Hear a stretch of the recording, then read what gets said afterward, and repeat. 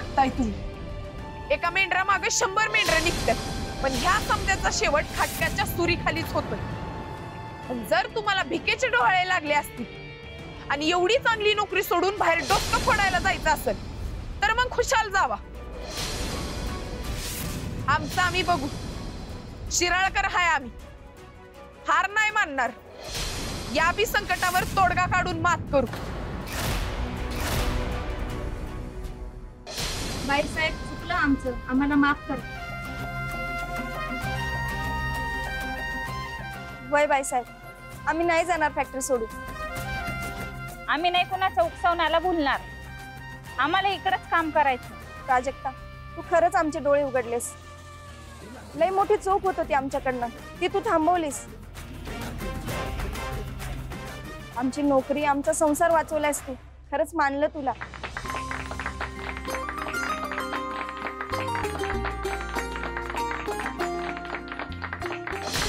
तुमची सगळी सोंग झाली असतील तर कामाला सुरुवात करूया।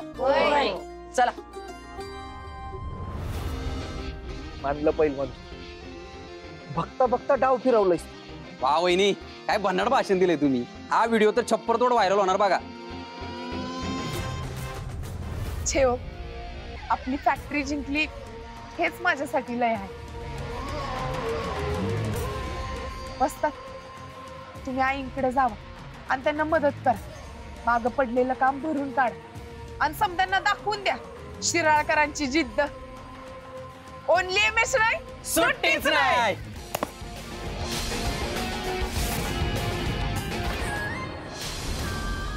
काय काम केलं तुझ्या माणसाने? फक्त काडी टाकून भागत नाही, तेल टाकायला त्या ठिकाणी थांबावं लागतं। प्राजक्ता काय म्हणाली ऐकलं नाहीस का? कुठे आहे तो माणूस, कुठे आहे ज्याने पहिला संप उगारला? लेखाजी त्यालाच कोल्हा वाहिलं।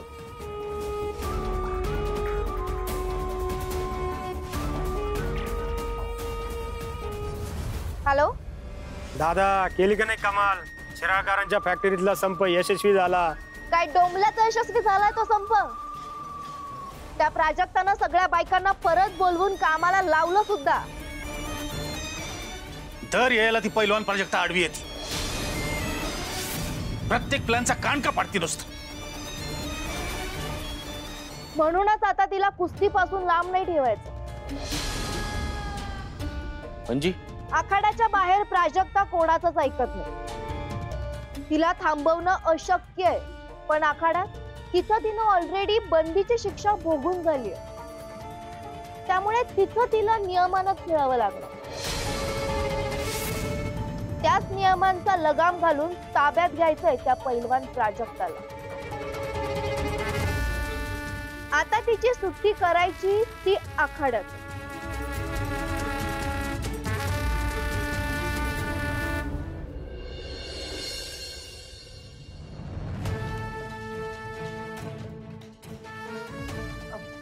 आई, टेक दिस चहा।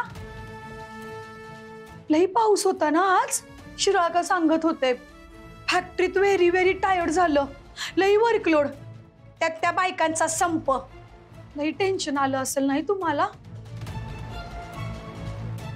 प्राजक्तानं तर त्यात बी चान्स मारलाय। कुसलो भाषण ठोकलंय, कुसलो भाषण ठोकलं। जग्गू भाऊजीने तिच्या भाषणाचा व्हिडिओच व्हायरल करून टाकला।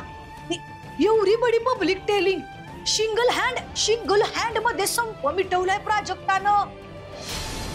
लीडर असावी तर अक्षी अशी।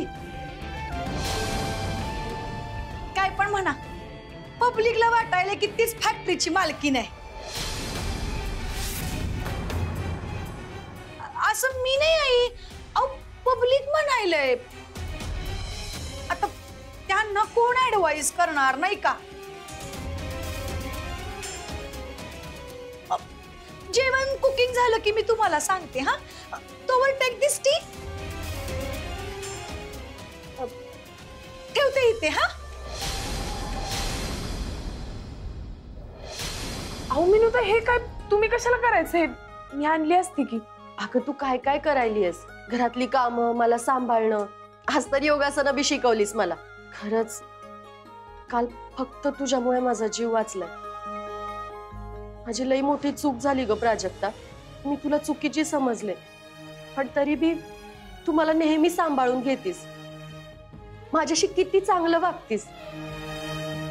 तर तुझ्यासाठी मी एवढं तर करूच शकते की. विनुताई, तुम्हाला माझ्या आपुलकीची जाणीव झाली हेच लय आहे माझ्यासाठी. आता तुम्ही कपड्याच्या घड्या घालत बसू नका. माझा स्वयंपाक उरकतच आलाय, मी करते. अगं होऊन जाईल हाता सरशी. अहो नाही विनुताई, तुम्ही असं ऐकणारच नाही. जग्गू भाऊजी, जग्गू भाऊजी. काय होईल? भाऊजी, यांना खोलीत घेऊन जावा आणि आराम करायला सांगा.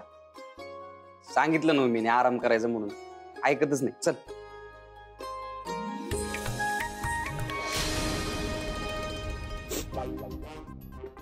भाजी करपली का काय? हिचं लईच सायलेंट मोडवर जुळायला लागले. बघतेच आता दोघींकडं.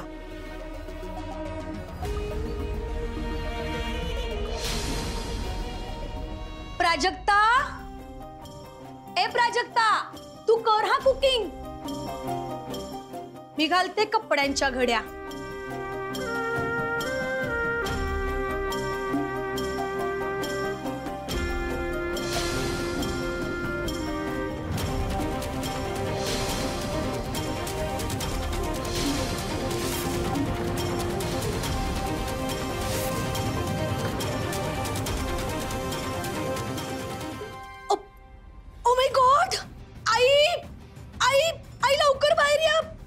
काय झालंय? आई, हिला मी कपडे वॉशिंग करायला लावले, तशी दिस हिने काय केलं.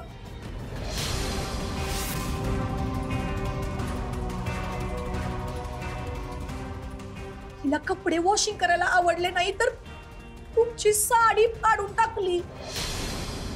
माय गॉड, कसली भारीतली साडी होती हो आई.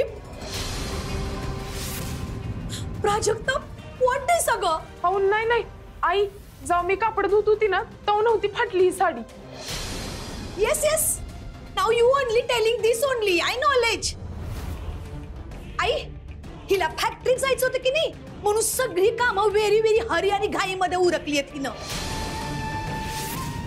नो नीट क्लिनिंग, नो भांडी वॉशिंग, सगळं तसंच. सगळी भांडी मला रिटर्न तिकीट वॉश करायला लागली आहेत. ऑल कचरा पेंडिंग त्या सोफ्याखाली. तरी मी आई म्हंटल होतं, फॅक्टरीमध्ये आई आहेत, त्यांची 3 लेकरं आहेत, त्यांचं ते सांभाळतील सगळं. पण नो, हिला घरची कामं टाकून फॅक्टरीतच जायचं होतं मोठेपणा करायला. बस झालं कांचन. तुझं काय चाललंय प्राजक्ता? आधीच घरात इतके व्याप आहेत, त्यात तू हे आणखी नुकसान करून ठेवलंयस. आणि मी तुला आधीच बजावलं होतं ना, तू फक्त आणि फक्त घरातली कामं करायची, फॅक्टरीत जायची काहीही गरज नाही. परत आता बजावते. बाहेर फॅक्टरीत काहीही झालं तरी या घराचा उंबरठा ओलांडायचा नाही.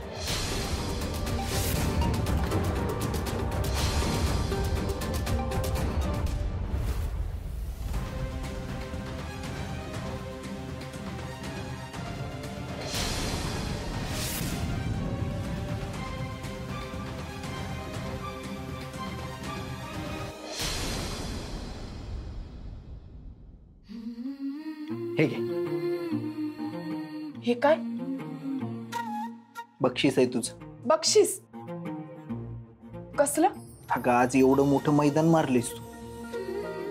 पहिलवान, मोठमोठ्या कंपन्यांचे संप उठायला महिने लागतात, पण तू एकाच भाषणात समद्यांना गपगार केलीस बघ. जग्यानं तर तुझा व्हिडिओ बी पोस्ट केलाय, गावात तर कल्ला झालाय नुसता. तुझ्या एका भाषणानं धुराळ उडवलाय बघ. जग्या तर सांगत होता की लाईक्सचा पाऊस पडायलाय म्हणे. घरातल्यांना जर आपण आवडत नसू तर जगाला आवडून काय फायदा? कोण म्हणलं तू आवडत नाहीस?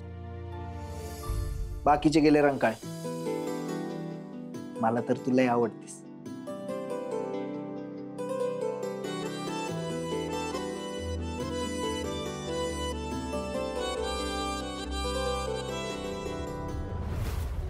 जावा तिकडं.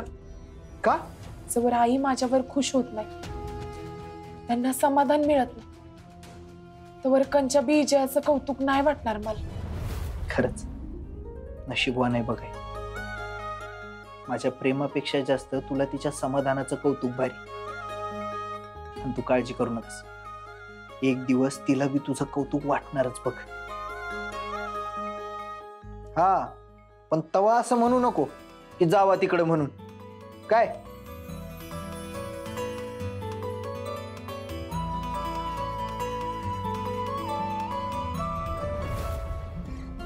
पप्पा,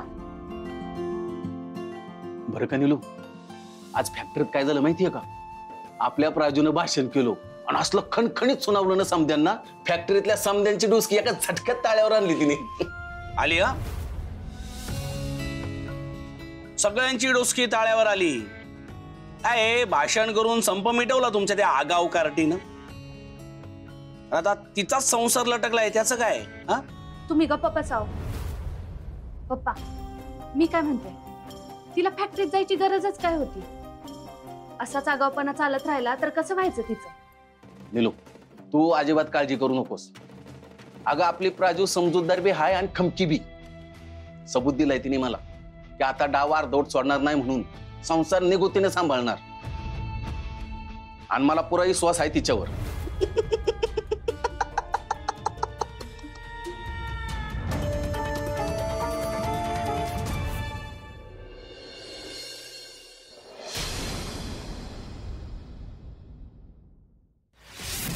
काय काय आणलंस? शोरूम कर मला.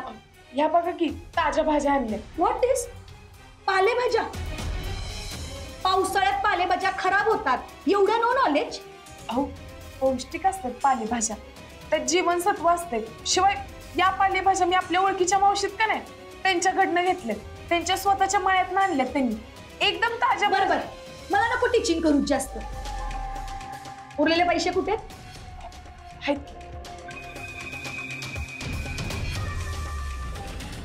What is? Only 50 rupees? 300 रुपये दिलते मी तुला, त्यातलं रिटर्न तिकीट ओनली 50. बाकीचे पैसे कुठे आहेत? का त्या पालेभाजीच्या मावशींना दुप्पट पैसे देऊन आलेस? नाही जाऊ बाई, अहो मी काय फक्त पालेभाज्या नाहीत आणल्या, बाकीचं जिन्नस बी आणले मी, म्हणजे कडधान्य वगैरे आणि मसाले बी आणले. तरी बी एवढा खर्च? मला नको शिकवूस. बाकीचे पैसे कुठे आहेत? कुठे लपवलेस ते सांग. खरं खरं टेलिंग कर. काय केलेस पेंडिंग पैसे? पैसे चोरालीस की नाही इकडचे? काय ग, की माहेरी धाडलेस उरलेले पैसे? म्हणजे इकडनं पैसे चोरून माहेरी धाडायलीस होय? तसं बी सगळे तिकडे भिकेलाच लागलेत म्हणा. बास जाऊ बाई, माझे मम्मी पप्पा परिस्थितीने गरीब असतील, पण मनाने लय श्रीमंत आणि मोठे आहेत ते. आमच्यावर चोरी चाळ घ्यायचं काम नाही, मी सांगून ठेवते. परत जर का त्यांचा अपमान केला ना तर काय करशील? टेल की, काय करशील?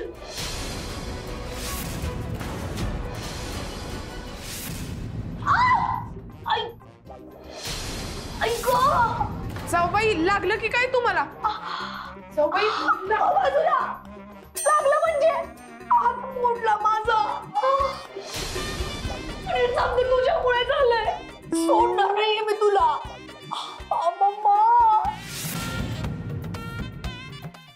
बायकांनी संप तर मागे घेतलाय, पण आता आपल्याला डबल जोमाने कामाला लागायला पाहिजे. म्हणजे येणाऱ्या पैशात कामगारांचा पगार, इतर खर्च काढून लेखाला तिचे पैसे देता येते. नाहीतर अवघडच आहे सगळं.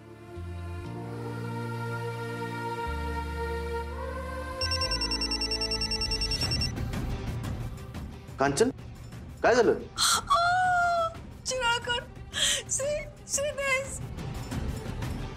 पैलवांना माझा हात मोडला. Shiralkar, you come fast.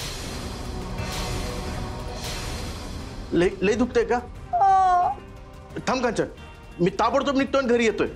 Yes please. थांब धनंजय, मी पण येते तुझ्यासोबत. विरू, जगदीशला इथेच थांबायला सांग आणि तूही चल माझ्यासोबत. ठीक आहे.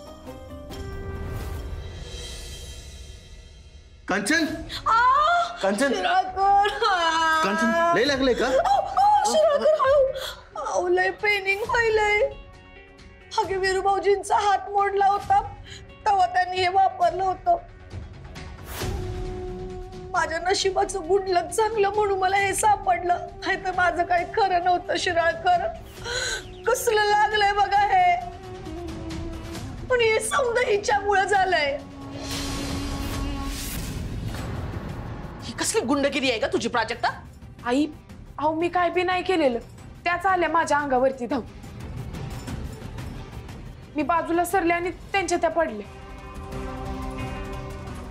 कांचन, तू का तिच्या अंगावर धावून गेलीस? मी भाजी घेऊन आले तर 50 रुपयाच्या हिशोबावर नाही आम्हाला लय बडबडल्या. तरी बी मी दुर्लक्ष केलं, पण जेव्हा त्या माझ्या मम्मी पप्पांबद्दल बडबडायला लागल्या ना तेव्हा मी त्यांना सुनावलं. म्हणून रागाच्या भरात आल्या त्या धावून माझ्या अंगावर. ओ माय गॉड, कसलं खोटं बोलायली ही शिराळकर. आई, उलट हीच मला बडबडली माझ्या मम्मावरनं. माझ्या मम्माला आई खाऊ फुकटी म्हणाली. हाव जाऊ बाई, खोटं बोलताना देवाला तरी घाबरा की. हात मोडला तर रग काय जिरा ना तुमची. हा सी आई, अगं तुझ्या समोर ही धमकी देते. बास आहे, या रोज रोजच्या कटकटीचा कंटाळा आलाय मला. आई, आमचा जो काही वाटा तो आम्हाला देऊन टाका, मोकळं करून टाका एकदाच.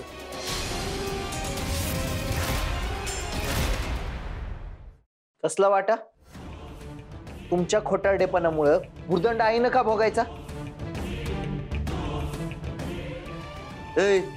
तुझी बायको खोटारडी आहे. अख्ख्या जगाला ठाऊक आहे खोटारडं कोण आहे ती. आणि तुमच्या खोटारडेपणामुळं घराण्याला फक्त नुकसानच झाले. आणि दरवेळेस ते प्राजक्तानंच निस्तरले. तेव्हा परत प्राजक्ताला खोटारडी म्हणायचं नाही, नाहीतर याद राख. बोलेल काय करशील रे? बोला काय करशील? लई बोलायलाच भैया. अरे मी बोलतो काय, कान फटका दिले. अरे लई झाला तुझा खोटारडेपणा. मी नाही, तुम्ही दोघं खोटारडे, तुमच्यामुळे होतंय सगळं.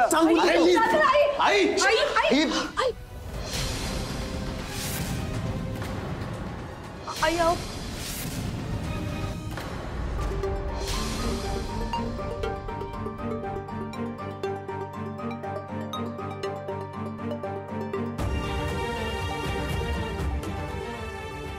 मी तुम्हाला या आधी सुद्धा सांगितलं होतं की यांना अजिबात ताण होऊ देऊ नका. सध्या त्यांची तब्येत खूप नाजूक आहे. मी त्यांना इंजेक्शन दिलंय आणि गोळ्या सुद्धा दिलेत. त्या मात्र तुम्ही त्यांना वेळच्या वेळी द्या. आणि हो, घरातलं वातावरण जरा प्रसन्न ठेवा.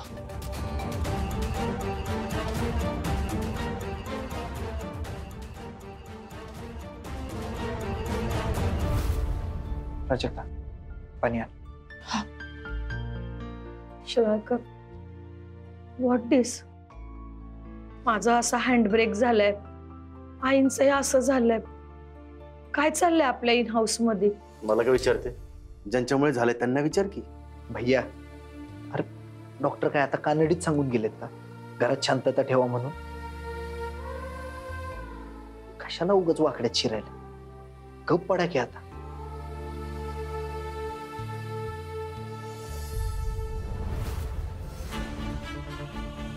आई, गोळ्या घे. नको आहेत मला. तुम्हा दोघांची सतत भांडणं ऐकण्यापेक्षा मेलेलं बरं. सुटका तरी होईल माझी. अहो आई, असं काय बोलताय? तू तर काही बोलूच नकोस माझ्याशी. सगळं तुझ्यामुळे झालंय. घर सांभाळायची जबाबदारी टाकली तुझ्यावर, तेही जमलं नाही तुला.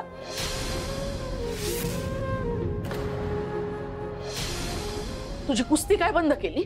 तू तर घरातल्या सगळ्यांवरच राग काढायला लागलीस. ही काय वागायची पद्धत झाली का? हेच आहेत का तुझे संस्कार? आई, तुम्हाला जर वाटत असेल की चूक माझीच आहे तर साऊबाईंची मी माफी मागते. पण तुम्ही गोळ्या घ्या. नुसतं काय बोलायलीस? माफी माग मग अगोदर, तरच आई मेडिकल घेते. साऊबाई, मला माफ करा. एवढा माझा हँड ब्रेक केलाय आणि नुसती हात जोडून माफी मागायलीस होय ग? पाया पण माझ्या.